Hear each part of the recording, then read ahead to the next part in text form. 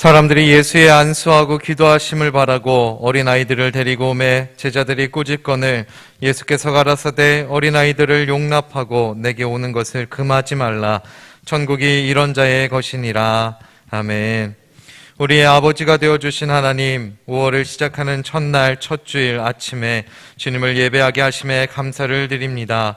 어린이 주일로 지키며 나아가오니 교회의 미래인 다음 세대들에게 주님의 은혜와 능력으로 함께 하시고 성령님께서 임재하시는 예배의 시간이 되게 하여 주시옵소서.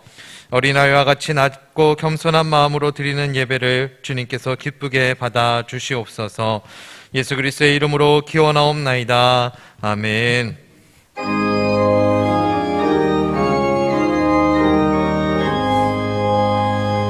만복의 근원 하나님, 온 백성 찬송 드리고 저 천사여 찬송하세. 찬송 성부 성자 성령.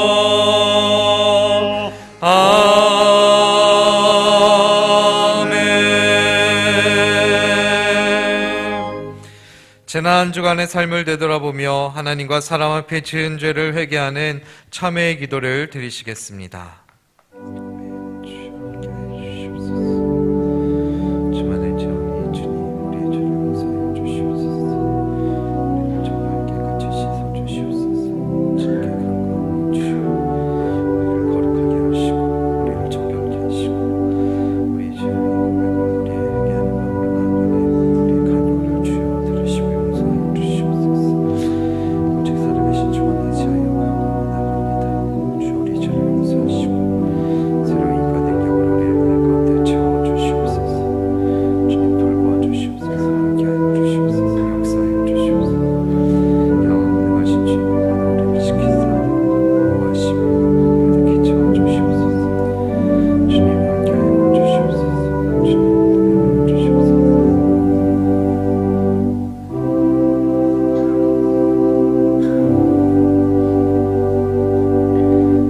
여호와께서 말씀하시되 오라 우리가 서로 변론하자. 너희 죄가 주홍 같을지라도 눈과 같이 이어질 것이요 진홍같이 붉을지라도 양털같이 되리라.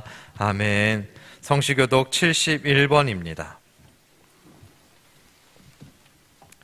자식은 여호와의 주신 기업이요 태의 열매는 그의 상급이로다. 젊은 자의 자식은 장사의 수중의 화살 같으니 이것이 그 전통에 가득한 자는 복되도다. 진실로 너에게 이르노니 너희가 돌이켜 어린아이들과 같이 되지 아니하면 결단코 천국에 들어가지 못하리라. 그러므로 누구든지 이 어린아이같이 자기를 낮추는 그 이가 천국에서 큰 자니라. 또 누구든지 내 이름으로 이런 어린아이 하나를 영접하면 곧 나를 영접함이라. 너희 자녀를 노엽게 하지 말고 오직 주의 교양과 훈계로 양육하라. 마땅히 행할 길을 아이에게 가르치라. 그리하면 늙어도 그것을 떠나지 아니하리라. 아멘. 전능하사 천지를 만드신 하나님 아버지를 내가 믿사오며 그 외아들 우리 주 예수 그리스도를 믿사오니 이는 성령으로 잉태하사 동정녀 마리아에게 나시고 본디오 빌라도에게 고난을 받으사 십자가에 못 박혀 죽으시고 장사한 지 사흘 만에 죽은 자 가운데서 다시 살아나시며 하늘에 오르사 전능하신 하나님 우편에 앉아 계시다가 저리로서 산자와 죽은 자를 심판하러 오시리라. 성령을 믿사오며 거룩한 공예와 성도가 서로 교통하는 것과 죄를 사하여 주시는 것과 몸이 다시 사는 것과 영원히 사는 것을 믿사옵나이다. 아멘.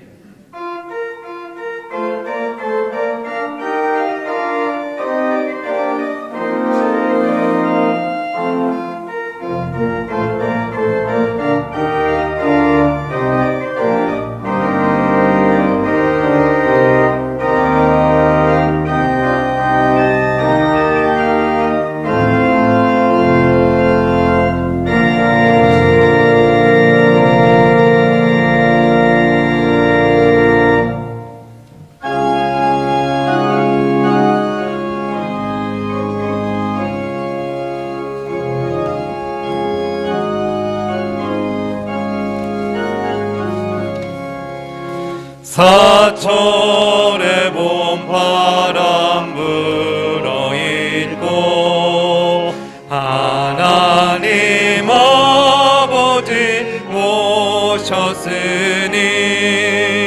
믿음의 반석도 든든하다. 우리 집 즐거운 동산이라. 고마워라 임마누엘, 예수만 섬기는 우리 집. 고마워라 임마누엘, 복되고 즐거운 하루하루. 어머니 우리를 보이시고 동기들 사랑에 뭉쳐있고 기쁨과 설움도 같이 하니 한간의 조가도 천국이라. 고마워라 임마누엘, 예수만 섬기는 우리. 고마워라 임마누엘, 복되고 즐거운 하루하루. 아침과 저녁에 수고하여 다같이 일하는 온 식구가 한 상에 둘러서 먹고 마셔. 여기가 우리의 낙원이라. 고마워라 임마누엘, 예수만 섬기는 우리 집. 고마워라 임마누엘, 복되고 즐거운 하루하루.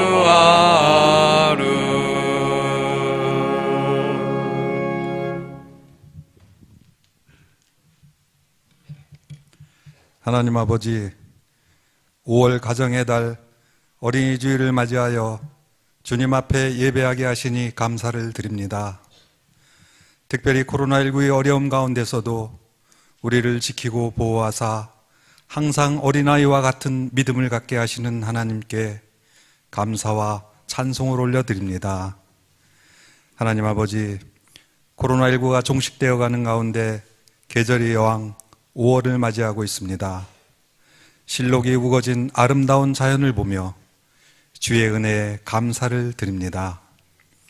코로나19로부터 안전하게 지켜주심에 감사합니다. 사회적 거리두기 가운데에서도 신실한 믿음을 주심에 감사합니다. 대면과 비대면 예배를 통하여 은혜 받게 하시니 감사합니다.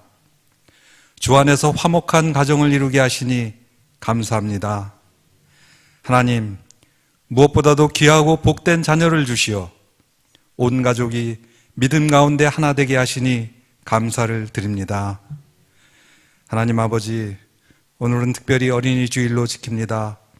사랑하는 자녀들이 악하고 험한 세상 가운데서 바르게 성장하게 하여 주시옵소서. 주님 주시는 꿈과 소망을 잃지 않고 세상 가운데 빛과 소금을 담당하는 믿음의 일꾼들로 세워 주시옵소서. 오늘 유아 세례를 받는 어린이들을 축복하사 부모의 믿음을 본받고 대대손손 복의 복을 누리는 축복의 근원이 되게 하여 주시옵소서. 하나님 아버지, 그동안 코로나19로 인하여 제한되었던 교회 사역이 정상화되어 가고 있습니다. 교회 내 모임 가운데 함께하여 주시사 이전보다도 더욱더 은혜의 시간들이 되게 하여 주시옵소서. 성도 간의 교제를 통하여 움츠렸던 마음문이 열리고 주 안에서 평안케 하여 주시옵소서. 해외 선교사님들과 군문에 나가 있는 형제들, 그리고 출타 중에 있는 개봉의 가족들을 기억하여 주시고 언제 어디서나 주께서 지키고 보호하여 주시옵소서. 전쟁과 기근으로 고통받는 주민들을 기억하여 주시고 하루빨리 전쟁이 종식되고 평화로운 세상이 되게 하여 주시옵소서. 이제 목사님 말씀 전하실 때 성령 하나님 함께하여 주시사 은혜의 말씀이 선포되게 하여 주시옵소서. 이 예배를 통하여 병든 자가 고침받고 곤경에 처한 자가 회복되며 낙심한 자가 소망을 갖는 놀라운 은혜의 역사가 이루어지게 하여 주시옵소서. 가브리엘 성가대가 정성껏 준비한 찬양을 올려드릴 때 기쁘게 받아주시옵고 어린이 주일, 어린이를 특별히 사랑하시는 우리 주 예수 그리스도의 이름으로 기도드립니다. 아멘.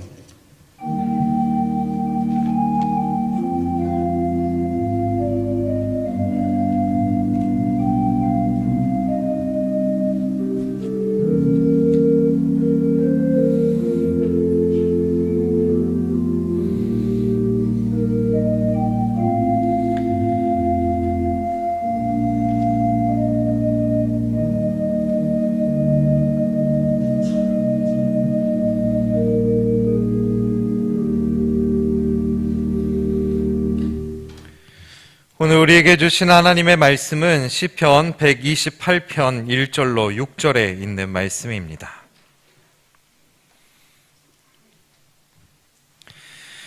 여호와를 경외하며 그 도에 행하는 자마다 복이 있도다. 내가 내 손이 수고한 대로 먹을 것이라. 내가 복되고 형통하리로다. 내 집 내실에 있는 내 아내는 결실한 포도나무 같으며 내 상에 둘린 자식은 어린 감람나무 같으리로다. 여호와를 경외하는 자는 이같이 복을 얻으리로다. 여호와께서 시온에서 내게 복을 주실지어다. 너는 평생에 예루살렘의 복을 보며 내 자식의 자식을 볼지어다. 이스라엘에게 평강이 있을지로다. 아멘.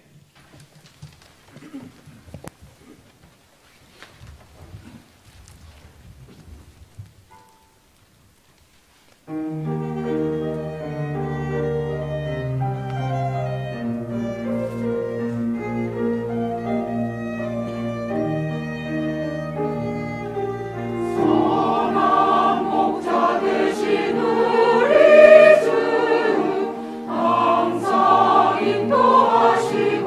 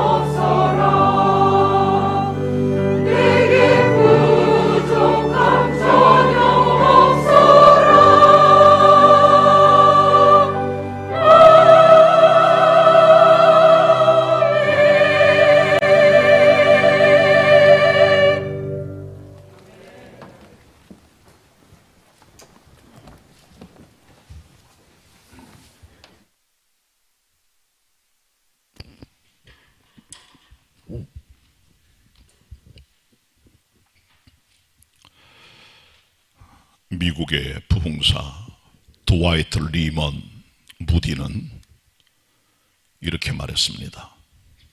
나는 교회가 생기기 훨씬 전에 하나님께서 가정을 만드셨다고 믿는다. 그렇기 때문에 내 삶에 있어서 가장 우선적 의무는 가정을 향한 것이다. 나는 이를 절대로 소홀히 여기지 않을 것이다. 무디가 말한 대로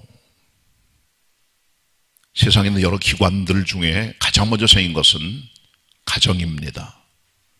교회도 있고 군대도 있고 회사도 있고 국가도 있지만 그 중에 가장 오래된 가장 원초적인 사회적 기본적 단위는 바로 이 가정입니다. 이 가정에 대한 소중함을 무디는 말했고 우리도 같은 마음으로 가정을 향해 나아가야 된다고 그렇게 생각을 합니다. 5월은 가정의 달이며 오늘은 어린이 주일입니다. 이 복된 날을 맞이하면서 전 여러분들에게 시편 128편에 기록되어 있는 믿는 가정, 하나님을 경외하는 가정, 신앙의 가정의 아름다움과 그 축복에 대해서 설교하도록 하겠습니다. 은혜 받으시길 바라고 깊이 생각하고 말씀 마음에 새기고 나아가는 그런 시간이 되길 바랍니다.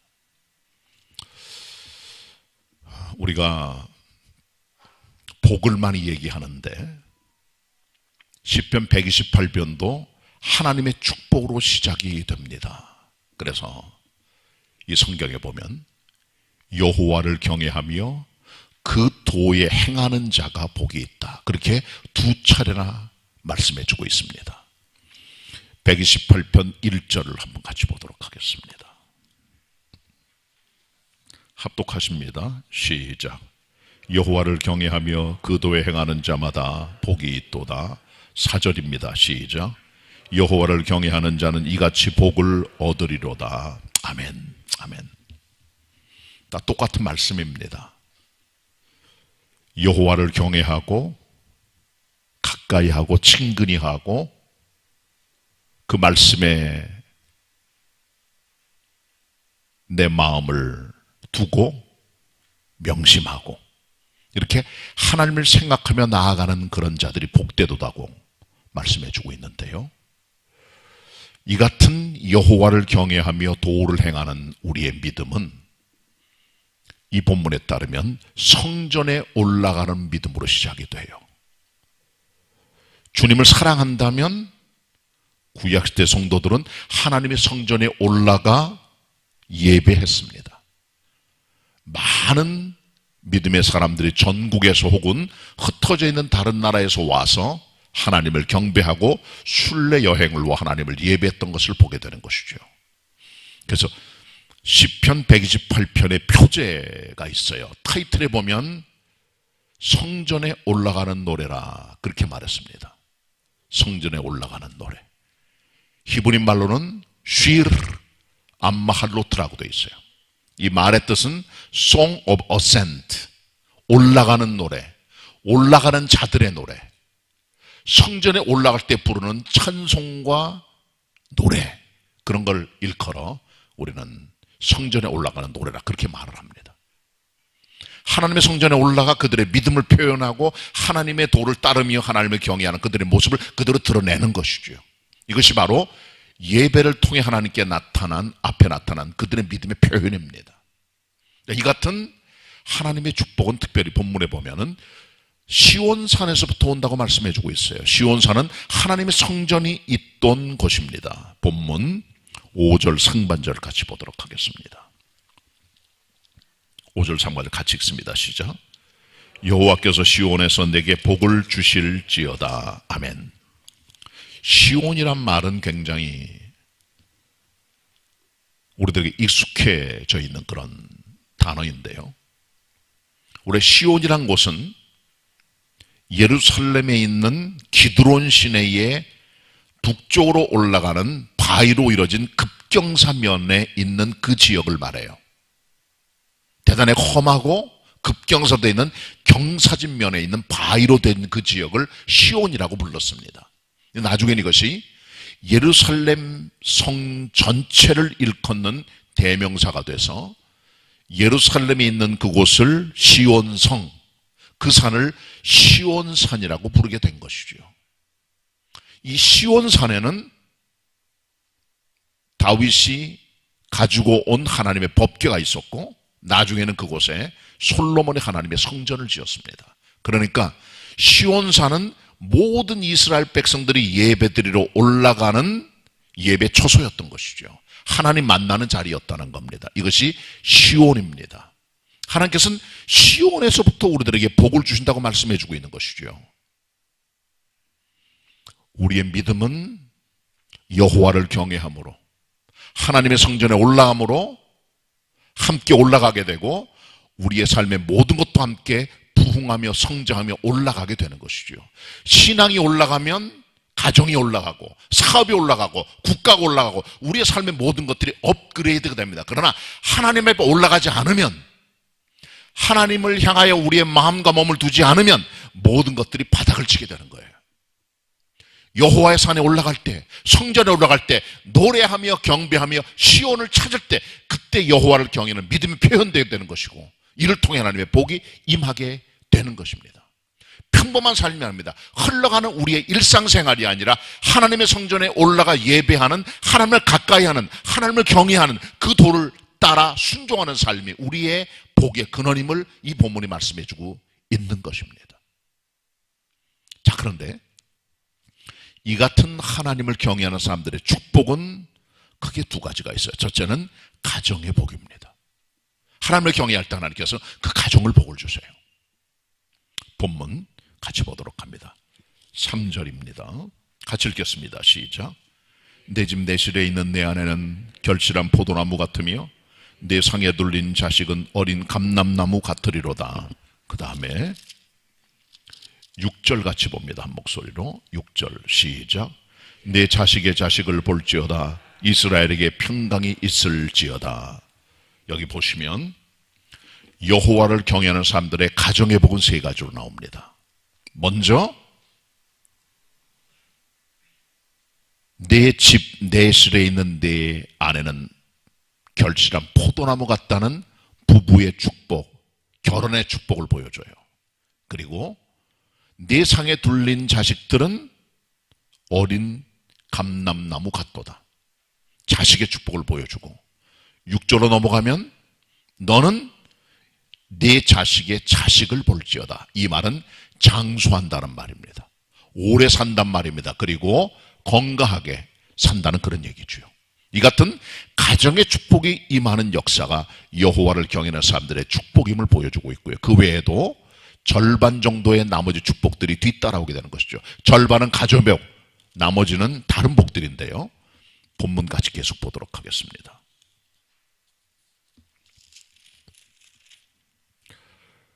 2절입니다.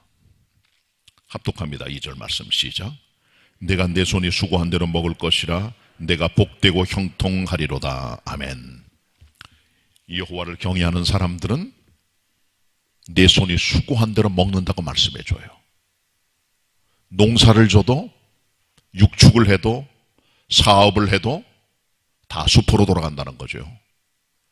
인간의 지혜를 짜내고 열정으로 사업하고 부지런히 일을 해도 이게 우리가 수고한 대로 먹지 못하는 경우가 있다는 거죠. 성경시대는 많은 적들이 쳐들어와 그들을 힘들게 했습니다. 다 노략질해 갑니다. 그들의 농사가 수고가 되고 그들이 양육했던 모든 소나 양, 낙타들이 다 노략맞기 때문에 남는 게 아무것도 없는 거죠. 아무리 사람이 수고하고 애를 써도 남는 게 없게 됩니다. 가뭄이 와보세요. 소출이 없게 됩니다. 내 손에 수고한 대로 먹는다는 말은 하나님의 완벽한 보호 아래 농사나 육축과 모든 사업들이 번창한다는 걸 보여줘요. 그 또 하나, 내가 복되고 형통하리로다. 그렇게 말씀해 주고 있습니다. 형통이란 말이 다 잘 된다는 얘기죠. 우리의 형통은 환경이나 여건이나 자리에 있는 게 아닙니다. 여호와를 경외하는 사람이 있는 그 자리가 형통의 자리예요. 요셉은 아버지 야곱을 떠나 17살의 형들에게 미움받고 은이식계에 애굽에 팔려갑니다. 최악의 환경입니다. 우상 숭배하는 자들입니다. 그들은 종교가 달라요. 문화가 달라요. 음식이 달라요. 언어가 달라요. 삶의 습관이 달라요. 끌려갑니다. 바로 임금의 12대장 보디발의 집에 종으로 들어가는데 성경은 말합니다. 이 사람 요셉이 형통하였더라. 환경은 최악이에요. 옥살이까지 해요. 최악의 상황이었지만은 형통했다는 겁니다. 주인이 그가 하나님의 종인 걸 알아보고 많은 걸 위탁했고 주인의 것을 맡아 위탁받아 관리하며 일할 때 큰 부자가 되게 주인을 일으켜줬어요. 그를 더 믿게 됐고 그래서 가정의 모든 총무일을 그에게 맡겨 재물과 인력 관리와 모든 것들을 그에게 위탁했다는 거죠. 최악의 환경입니다. 최악의 자리입니다. 그러나 하나님께서 함께 하심으로 형통했다는 것이죠. 우리의 형통은 자리나 위치에 있는 게 아니에요. 환경이 아니에요. 주님과 동행하며 주님을 경외할 때 그 자리가 형통의 자리가 되는 것입니다.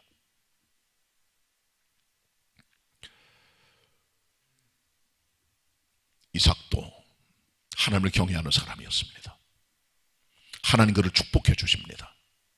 그래서 이삭이 하나님의 은혜로 농사를 지면 100배 소출을 얻게 되고 육축은 때를 이루고 파는 곳마다 우물이 터지고 큰 복을 얻었죠.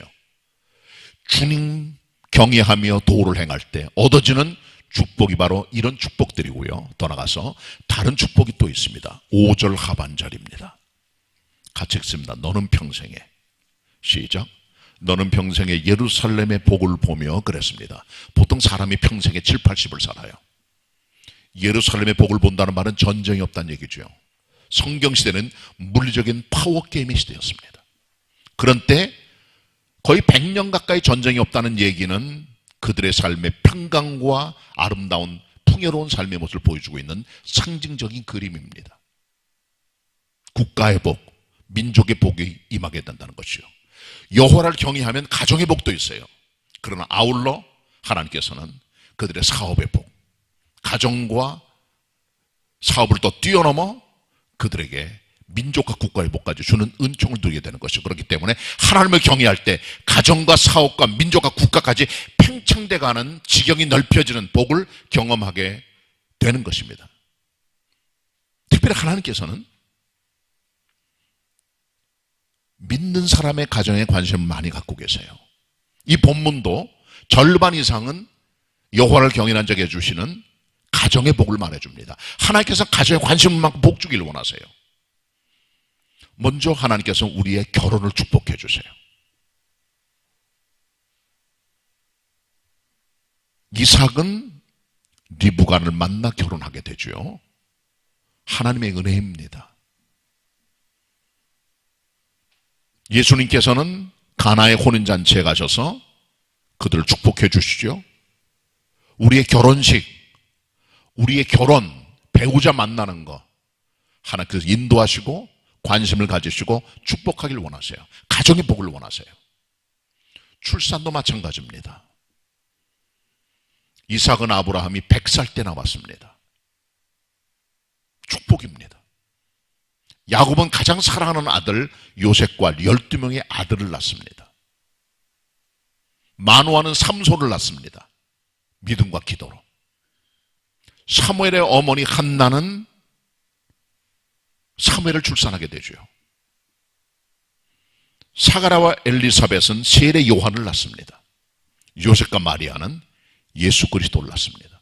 하나님께서는 가정의 출산에도 관심 많으세요. 자녀 낳는 일에. 하나님께서는 가정 구원에도 관심 많으세요. 노아와 8가족 구원하셨습니다. 여리고성의 기생 라합과 모든 가족을 구원해 주셨어요. 이달리아 대 백부장 코넬리와 모든 가족을 구원해 주시고 루디아 집의 가족을 구원해 주시고 빌립보 감옥의 간수의 모든 가족들을 구원해 주시죠. 하나님께서는 가족의 구원에 관심 많으신 분이세요. 그리고 우리의 불행에도 관심 많으세요. 베드로의 장모가 병들었을 때 가서 고쳐주십니다. 회당장 야이로의 딸이 죽었을 때 살려주십니다. 나인성 과부의 아들이 죽었을 때 그를 살려주시고요. 그의 형제 나사로가 죽었을 때도 그를 살려주시죠. 우리의 불행과 비극적인 삶에도 관심을 가져주시고 우리를 축복해 주세요. 그리고 오베데돔이라는 사람은 하나님께 순종하여 하나님의 법궤를 석 달 동안 그 집에 갖고 있었는데 이로 말미암아 하나님께 그와 그 가정에 큰 복을 주었다고 말씀해 주고 있는 것이죠. 하나님께서는 가정 단위의 축복을 결혼을 통해, 출산을 통해, 비극적인 삶의 탈출을 통해, 가족 구원을 통해, 믿음을 통해 보여주신 것을 보게 되는 것이죠. 하나님께서는 하나님을 경외하는 자들에게 복의 은총을 가져오십니다. 자, 이제 오늘 하나님께 주시는 가정의 복 가운데 가장 중요한 것이 부부의 축복과 자녀의 축복인데, 이 본문 3절 우리들에게 정확하게 우리들에게 주신 하나님의 가정의 축복의 자세한 부분을 면밀하게 볼 수 있도록 가르쳐주고 계십니다. 3절 같이 보도록 하겠습니다. 합독합니다. 3절입니다. 시작. 내 집 내 실에 있는 내 아내는 결실한 포도나무 같으며 내 상에 둘린 자식은 어린 감람나무 같으리로다. 성경은 집에 있는 아내를 포도나무로, 어린 자식들을 어린 감람나무로 비유합니다. 같으리로다는 말은 비유했다는 말이에요. 자, 먼저 부부를 축복하는 하나님의 모습을 보도록 합시다. 어떻게 하나님께서 부부를 축복할까? 먼저 내 집 내 실에 있는 내 아내는 결실한 포도나무 같도다. 내 집 내 실이 무엇입니까? 아내가 자기 집 내실에 있다는 거예요. 영어 성경은 your wife within your house, 내 집에 있는 너의 아내입니다. 특별히 여기 내실이란 말은 우리 번역에 나와 있지 않지만 히브리 원어는 에레카로 되어 있어요. 에레카란 말은 깊은 곳에 있는 어떤 부분, 더 멀리 있는, 더 안쪽에 있는 곳을 말해주는 거예요. 쉽게 말하면 깊은 안방, 깊은 내실, 거기를 말해주는 거죠. 아내는 내실이 자기 자리입니다. 거기서의 복을 받는 거예요. 이 자리를 떠나지 말라는 겁니다. 사람 다 자기 자리가 있는 거예요. 아내의 자리가 있고 남편의 자리가 있는 겁니다. 아내는 그 자리를 지켜가야 됩니다. 시대가 달라지고 환경이 달라지고 문화가 달라지면서 역할의 변화도 옵니다. 많은 자매님들이 집을 지키는 주부에서 떠나서 전문직을 갖거나 직장 생활을 하거나 알바를 하거나 자기 성취를 위해 사회적인 어떤 일에도 많은 관심을 갖고 인생을 살아갑니다. 나쁜 거 아닙니다. 그렇다 그래서 여성과 아내가 가져야 될 내실에 있는 아내의 자리를 절대로 떠나시면 안 돼요. 때때로 역할이 바뀔 수도 있어요. 그리고 남편보다 아내가 더 많이 일을 할 수도 있고 봉급도 많이 받을 수 있어요. 그러나 여성의 자리는 늘 내 집, 내 실입니다. 거기 계셔야 돼요. 부엌을 거머줘야 돼요. 가정일을 아내가 쥐어야 돼요. 뭐든 알고 있어야 돼요. 확인해야 돼요. 관리해야 돼요. 이게 아내 책임입니다. 하나님께서 이 역할을 주신 겁니다. 디도서 2장 4절 5절에 하나님께서 바울을 통해 디도에게 그레데 교회 성도들을 목회할 때 젊은 여자를 가르치라고 말씀합니다. 네 남편과 아내를 사랑하며 집안일을 하며 남편에게 복종하도록 하라. 내실에 있는 아내들은 남편을 사랑하며 자녀를 사랑하셔야 돼요. 거기 마음을 쏟아야 돼요. 소홀하면 안 돼요. 그리고 집안일을 하며 내가 직접 할 수 있어요. 남편의 도움을 구할 수도 있어요. 일하는 분이 올 수도 있어요. 그러나 집안일을 하는 모든 일의 책임은 아내가 지는 겁니다. 내 집 내시는 아내는 모든 그 일에 대한 관리 책임이 있는 거예요. 벗어날 수 없습니다. 한국 사회는 너무 급변하게 돌아갑니다. 그러나 지금 여전히 소수의 가정들에서도 가정의 관리 책임은 아내들이 갖고 있어요. 이거 잊어버리면 안 됩니다. 전 독일 총리 메르켈 총리도 루터계 목사의 딸로 태어났어요. 경건을 배웠어요. 그리고 그 바쁜 총리를 할 때도 집에 돌아갈 때면 시장에 가서 고기를 사거나 야채를 사고 집에 들어가 남편을 위해 요리했다고 합니다. 아내의 자리, 내실에 있는 자기 자리를 절대로 놓치지 않은 거예요. 그게 아내의 자리입니다. 이걸 놓쳐도 안 되고 포기해도 안 되고 붙들고 계셔야 돼요. 이 일에 대해서. 또 하나가 있어요. 내 집 내실에 있는 내 아내는 결실한 포도나무 같도다. 포도나무는 풍요와 번영과 다산의 상징입니다. 보기 좋고 탐스럽고 먹을만하고 윤택이 나고 풍성해야 돼요. 가지에 잘 붙어있는, 줄기에 잘 붙어있는 포도는 열매를 맺습니다. 풍요롭습니다. 자양분과 수분을 끌어들여 풍요로운 열매를 맺게 되는 것이죠. 이것이 바로 아름다운 포도의 모습입니다. 그러나 많은 가정의 아내들은 결실한 포도가 아니라 말라 삐뚤어진, 병든, 볼품없는, 모양새 없는 그런 포도들이 되고 있다는 거죠. 많은 여성들이 병들어 있습니다. 정신적으로, 육체적으로, 영적으로, 인격적으로 병자들이 너무 많아요. 그 이유는 무엇입니까? 첫째는 본인 자신 책임도 있어요. 어린 시절의 가정의 폭력이나 어린 시절에 겪었던 삶의 트라우마들이 남아있어요. 극복이 안 되면은 가정생활에 표출이 되면서 풍성한 포도나무가 돼야 될 텐데 비틀어진 포도나무로 마르게 되는 거예요. 시부모나 시댁과의 갈등, 가족들과의 갈등, 친구와의 갈등, 그것도 자기를 비틀어지게 만듭니다. 결혼에 대한 후회감, 남편에 대한 원망, 자족하지 못하는 마음, 남편에 대한 기대치의 저하, 사회적인 자기 실현의 욕구에 충족이 안 될 경우, 열등감, 자존감의 상실, 혹은 때때로는 교만함이라든가 이런 것들이 자기를 병들게 만드는 거예요. 많은 것들은 자매님들이 기도와 믿음으로 극복해야 될 과제들입니다. 그래야 정신적으로 영적으로 온전한 삶을 걸어가게 돼요. 그런데 이 경우에도 많은 남편들의 책임이 있다는 겁니다. 아내들이 마르고 비틀고 볼품없는 포도나무가 되게 만드는 이유는 많은 경우에 남편들이 있는 거예요. 아내 책임도 있지만 남편도 책임이 있는 거예요. 여호와를 경외하며 도를 행하며 축복받은 가정은 그 아내들이 탐스럽고 아름다운 결실한 포도나무처럼 되는 거예요. 그러나 남편이 아내를 괴롭게 만들어요. 사랑하지 않고. 이때 문제가 되는 겁니다. 골로새 3장 19절의 말씀입니다. 바울이 남편들아 내 아내를 사랑하며 괴롭게 하지 마라. 아내들이 왜 병듭니까? 왜 비틀어진 말라 비틀어진 그런 포도 열매가 됩니까? 그 이유가 대체 뭡니까? 그 이유는 남편한테 있는 거예요.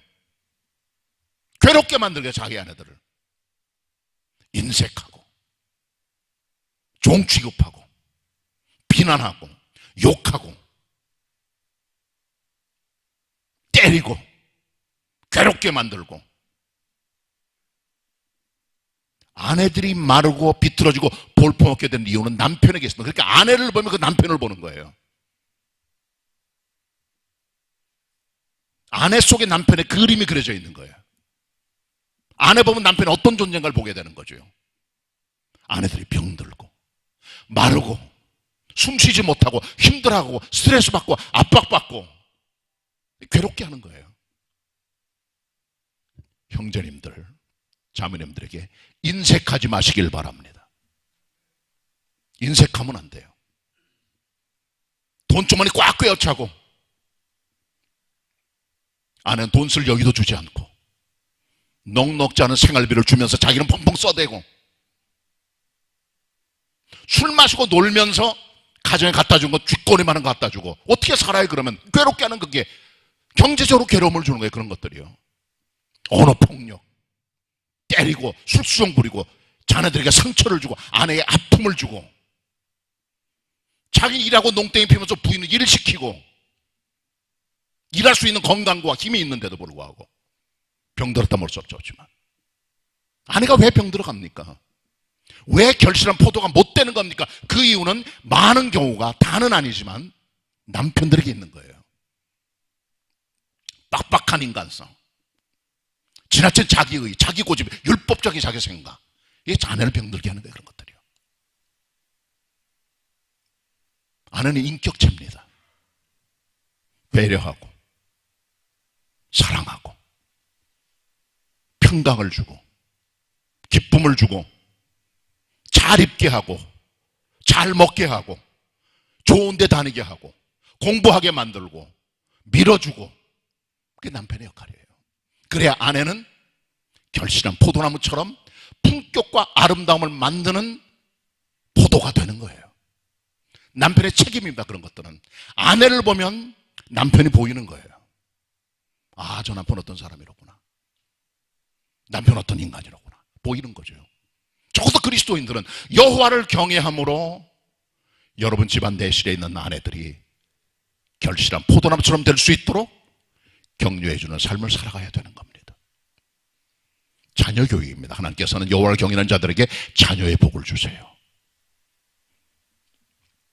본문 같이 봅니다. 다시 3절 같이 봅니다. 합독합니다. 시작. 내 집 내실에 있는 내 아내는 결실한 포도나무 같으며 내 상에 둘린 자식은 어린 감람나무 같으리로다. 내 상에 둘린 자식, 왜 하필이면 성경은 내 상에 둘린 자식이라고 말할까요? Your children around the table, 상에 둘러 앉은 너의 자녀들이라고 그랬어요. 가정의 모든 축복은 식탁에서 시작이 됩니다. 식탁을 강조합니다. 예수님께서도 식탁에서 제자들을 교육하셨어요. 음식을 나누시고 떡을 들어 이것은 내 살이라, 포도즙을 들어 이것은 내 피라, 먹고 마셔라 교육하셨어요. 걷어뻗으시고 대야를 펴놓으시고 수건을 두르시고 제자들의 발을 씻겨주셨죠. 섬겨라. 식탁이 교육의 장입니다. 여러분의 식탁은 별거 아닌 것 같지만 그곳이 남편의 땀이 묻은 노동의 대가가 있는 곳이 여러분의 식탁입니다. 아빠들이 수고한 혹은 엄마들이 수고한 그 노력의 대가들이 식탁에 올라와 있는 거예요. 그게 아내의 요리, 영양에 대한 배려 다 거기 들어있는 거예요. 식탁에서의 기도, 교육의 시작과 감사의 시작입니다. 식탁의 교육, 젓가락질하는 거, 반찬 투정 않도록 편식하지 않도록 하는 교육과 가르침, 앉아있는 품격 있는 태도, 먼저 자리를 뜨지 않고 끝까지 자리 지켜 함께 대화하는 식탁의 예절, 젓가락질하는 거, 숟가락질하는 거, 국 먹는 연습, 품격입니다. 그러니까 먹는 걸 보면 그 사람의 교육이 다 보이는 거예요. 식탁이 그 가정의 모든 걸 보여주는 겁니다. 식탁에 둘러앉은 자식들을 보면은 그 가정을 알 수 있는 거예요. 그래서 어떤 가정인가 보이는 겁니다.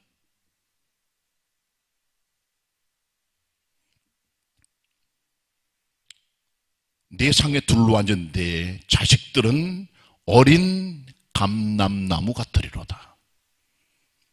감람나무는 올리브 나무를 말합니다.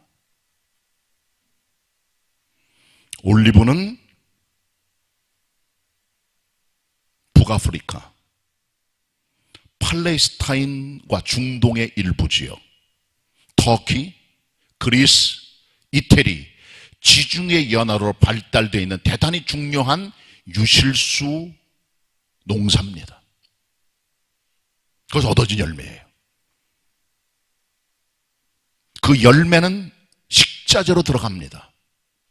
거기서 나오는 목재들은 가구에 사용되고요. 거기서 짜낸 기름은 약으로 사용됩니다. 아픈 곳에 발라요. 잘 낫습니다. 등잔의 기름의 원료로 써요. 화장품과 비누로도 씁니다. 먹는 음식의 재료입니다. 올리브는 버릴 게 하나도 없어요. 올리브를 일단 심으면 3m부터 큰 녀석들은 15m까지 자라는 그런 게 올리브유입니다. 수령은 1000년 이상, 3000년 된 올리브 나무도 있어요. 한 그루에서 57리터 정도의 올리브 기름이 나옵니다. 2리터짜리 30개쯤 돼요. 한 번 심으면 올리브는 30년에서 40년 지나야 열매가 맺혀져요. 한꺼번에 바로 열매가 나오는 게 아닙니다. 그래서 올리브를 많은 사람 평화와 풍요의 상징으로 표현합니다. UN 국제연합의 국장이 있어요. 문장. 올리브 이파리가 두르고 있어요.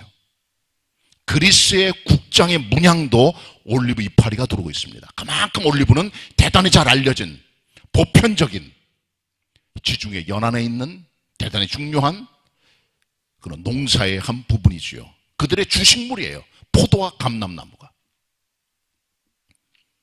자녀 교육은 올리브 교육입니다. 이 어린 올리브 감람나무를 어떤 성경은 올리브 슈츠라고 그랬어요. 올리브 새싹, 작은 거. 한 번 심겨지면 한꺼번에 나오지 않아요. 지금은 물론 재배 기술이 발달돼서 몇 년 안에도 나오고 일찍 나와요. 그러나 옛날 과거 올리브들은 30년 내지 그 이상이 돼야 열매가 나오는 거죠. 자녀 교육도 마찬가지입니다. 자녀 교육은 미래를 보는 겁니다. 아이가 학교에서 성적 받아왔을 때 그 성적 때문에 일희일비하는 게 아니에요. 그것 때문에 기분이 좋았다 나빴다 하는 게 아니에요. 롱텀 에듀케이션입니다. 긴 기월에, 긴 세월. 순간에, 어떤 짧은 시간에 자녀 교육의 승부를 보시면 안 됩니다. 어떤 아이들은 어렸을 때 똑똑한데 시간이 흘러가면 점점 내려가는 인생도 있고, 어떤 애들은 점점 그렇지 못하고 처음에는 정말 미약했는데 점점 잘된 아이들도 있는 것이죠. 어린 감람나무의 뜻은 소망과 미래를 바라보고 격려하는 부모들의 교육의 모습을 보여주고 있는 것입니다. 교육은 미래입니다. 소망입니다. 다가올 사건입니다. 30년, 40년을 봐야 됩니다. 얘가 3, 40년 뒤에 뭐가 되어 있을까? 10살, 20살짜리 열매 없을 수 있지만, 그러나 50, 60이 돼서 그들의 열매를 맺을 수가 있다는 거죠. 수십 년 뒤에. 이게 교육입니다.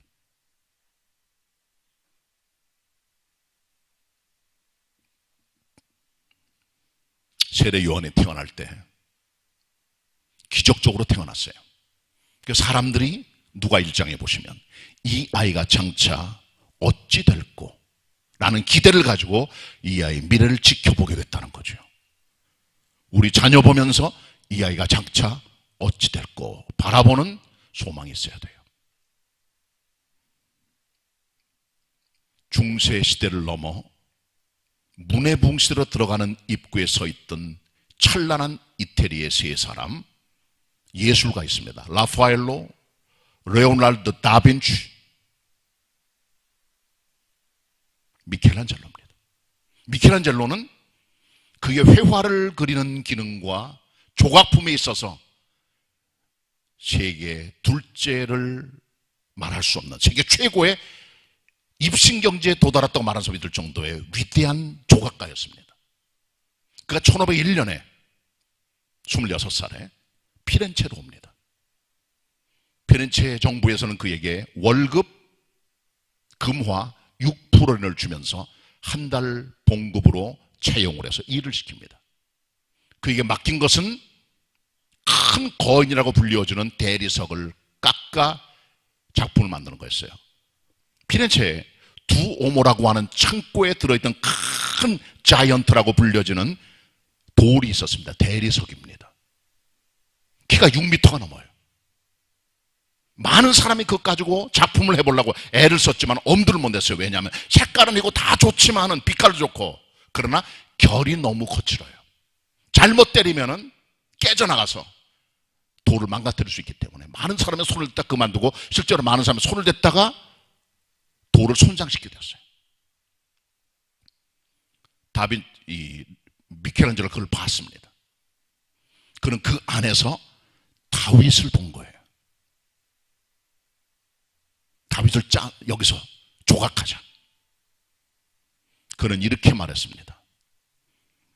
나는 이 큰 돌에서 그 안에 숨쉬지 못하고 갇혀있는 한 천사를 보노라. 이제 내가 이 천사가 바깥으로 자유롭게 날아다닐 수 있도록 자유를 주도록 하겠노라. 그래서 내가 이제 조각을 하겠노라 하고 조각을 시작해 만 3년이 걸려 1504년도 그의 나이 29살에 다윗상이란 위대한 작품을 완성하게 되는 것이죠. 누구도 손대지 않았고 손대다가 실패했던 그 엄청난 크기의 거대한 대리석. 그는 그 돌 속에서 결이 다른 투박한 데서 다윗을 본 거예요. 천사를 본 거예요. 여러분의 자녀들 지금은 어린 감람나무들입니다. 장난칩니다. 실수합니다. 죄도집니다. 그러나 그 아이들이 30-40년 뒤에 되어질 그림을 보면서 그 안에 천사와 다윗을 찾아내야 되는 겁니다. 그때 어린 감람나무가 진짜 열매 맺는 감람나무 될 때까지 그려보며 교육하는 자리에 우리가 서 있어야 되는 것이죠. 이것이 본문이 말해주고 있는 부부에 대한 축복과 자녀에 대한 축복입니다. 여호와를 경외하는 것, 모든 가정의 복입니다. 부부의 복이요 자녀의 복입니다. 2021년 5월 모든 성도들의 가정에서는 여호와를 경외함으로 복받은 가정, 복받은 부부, 복받은 자녀들이 다 되시기를 축원합니다. 기도드리겠습니다. 주님 말씀 대언하였습니다. 여호와를 경외함으로 성도들의 가정에 축복과 은혜와 사랑이 넘치고 아름다움이 넘치고 하나님의 모습들이 만들어져 갈 수 있도록 하나님께서 저들의 가정을, 부부를, 자녀를 축복하여 주시옵소서. 가정의 주인 되시는 우리 주님 예수 그리스도의 이름으로 기도드립니다. 아멘.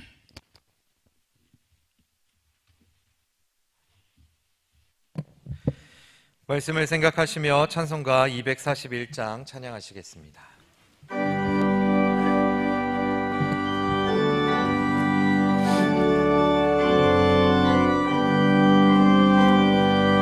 하나님 아버지 주신 책은 귀하고 중하신 말씀일세. 기쁘고 반가운 말씀 중에 날 사랑한단 말 참 좋도다. 주 나를 사랑하시오니 즐겁고도 즐겁도다. 주 나를 사랑하시오니 나는 참 기쁘다. 구속의 은혜를 저버리고 어긋난 딴 길로 가다가도 예수의 사랑만 생각하면 곧 다시 예수께 돌아오리. 주 나를 사랑하시오니 즐겁고도 즐겁도다. 주 나를 사랑하시오니 나는 참 기쁘다. 구주의 영광을 바라보며 예수의 사랑을 찬양하리. 영원히 찬양할 나의 노래 예수의 사랑이 귀하도다. 주 나를 사랑하시오니 즐겁고도 즐겁도다. 주 나를 사랑하시오니 나는 참 기쁘다. 주 예수 날 사랑하시오니 내가 또 예수를 사랑하네. 날 구해 주시려 내려오사 십자가 위에서 죽으셨네. 주 나를 사랑하시오니 즐겁도다 주 나를 사랑하시오니 나는 참 기쁘다. 주 예수 날 사랑하시오니 마귀가 놀라서 물러가네. 주 예수 이렇게 사랑하니 우리는 어떻게 보답할까. 주 나를 사랑하시오니 즐겁도다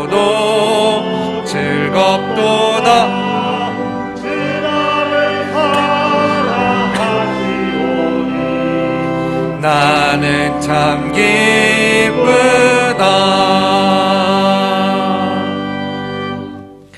믿음과 정성으로 준비한 예물을 하나님께 드리시겠습니다.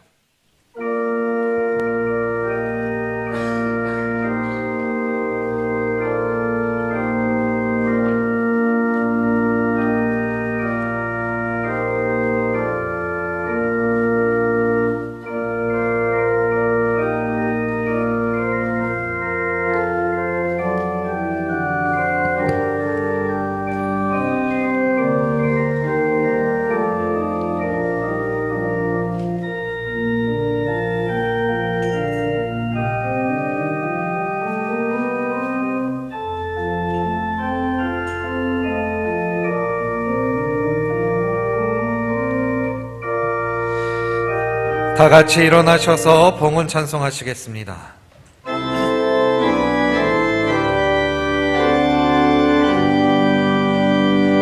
모든 것이 주께로부터 왔으니 이 예물을 주께 바치나이다.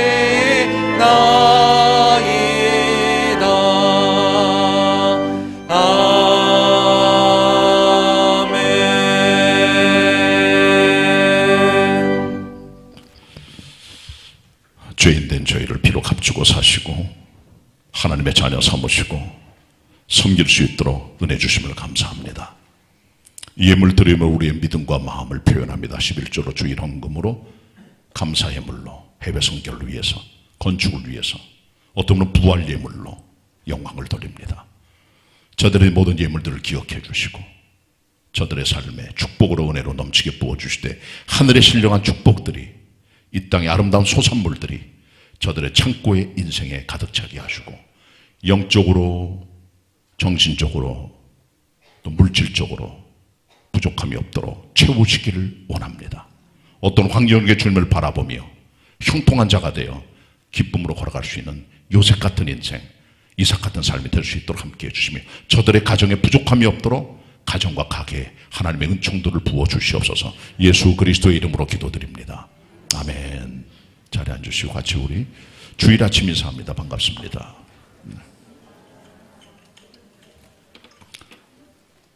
오늘은 5월달 가정의 달 첫째 주일 어린이 주일인데 어린이주일 행사는 교회 학교에서 각각 다 진행이 되고 있습니다.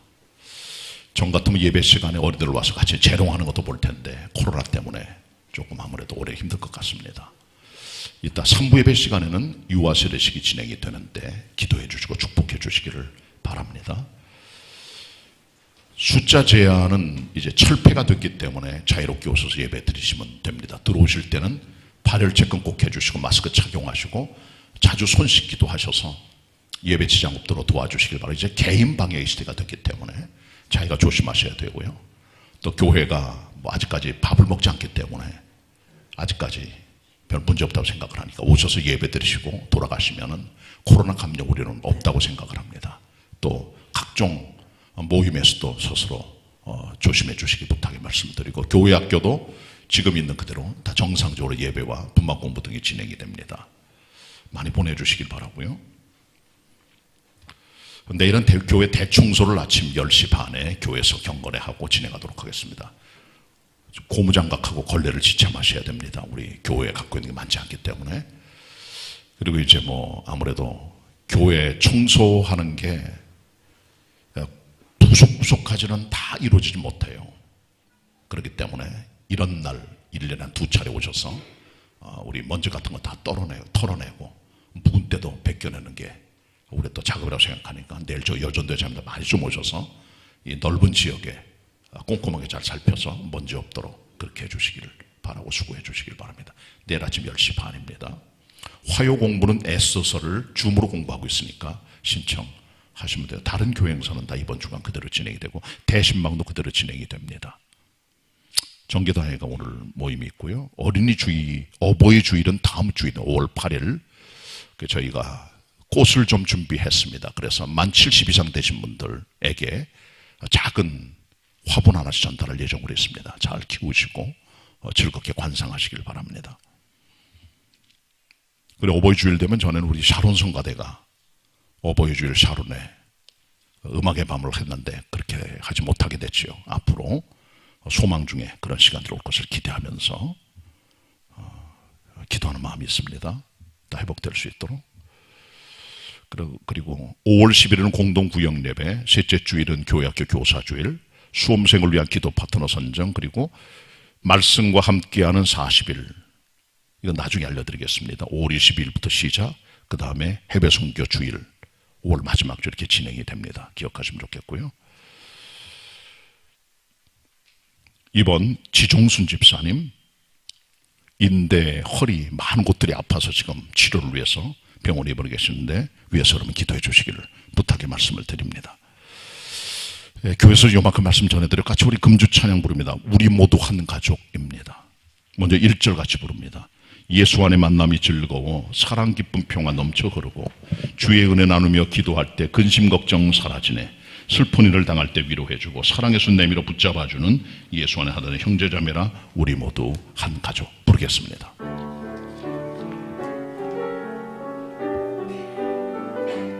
조금 빠르게.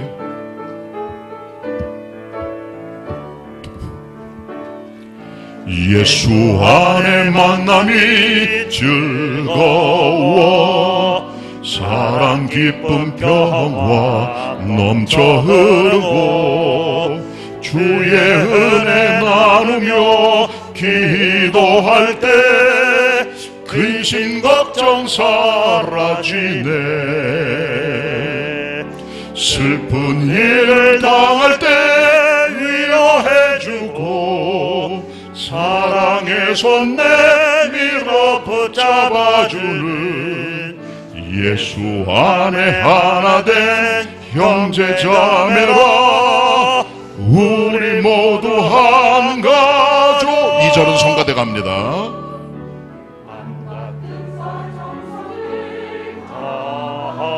은혜로운 주 말씀, 은혜로운 주 말씀 힘써 전하고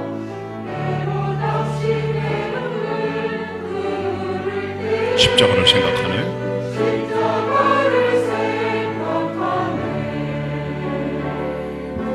그의 사로잡힌 자 얹어주시고 하나님의 자녀로 인치셨으니 예수 안에 하나된 형제자매라 우리 모두 2절 다 같이 부릅니다. 2절 같이 부르겠습니다. 마음과 뜻과 정성을 다하여 은혜로운 주 말씀 힘써 전하고 때로 낙심의 눈물 흐를 때에 십자가를 생각하네. 죄에 사로잡힌 자 죄에 사로잡힌 자 건져주시고 하나님의 자녀로 인치셨으니 예수 안에 하나 된 형제자매라 우리 모두 한 가족. 같이 인사합니다. 우리는 한 가족입니다. 믿음으로 승리하시는 복된 한 주간 되시길 바랍니다. 다 같이 일어나셔서 369장 1절 부르신 후에 담임 목사님께서 축도해 주시겠습니다.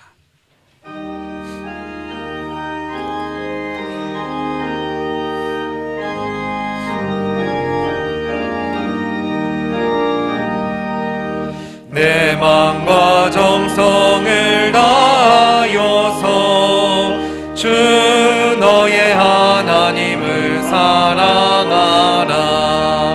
내 몸을 아끼고 사랑하듯 형제와 이웃을 사랑하라.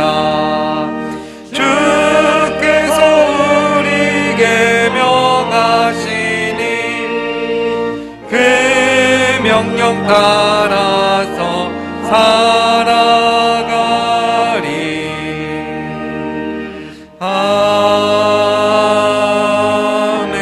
아멘. 지금은 우리 가정의 주인 되시는 우리 주님 예수 그리스도의 은혜와 성부 하나님의 우리를 향한 놀라우신 사랑하심과 성령님의 우리의 삶에 섬세하게 다가오셔서 섭리하시고 인도하시고 동행하시고 역사하심이 하나님의 전에 나와 아니면 삶의 자리에서 예배하는 성도들을 위해 저들의 가정에 흩어진 개봉 가족들을 위해 교회 학교 어린이들과 학생들을 위해 영원히 함께 하시옵기를 간절히 축원하옵나이다.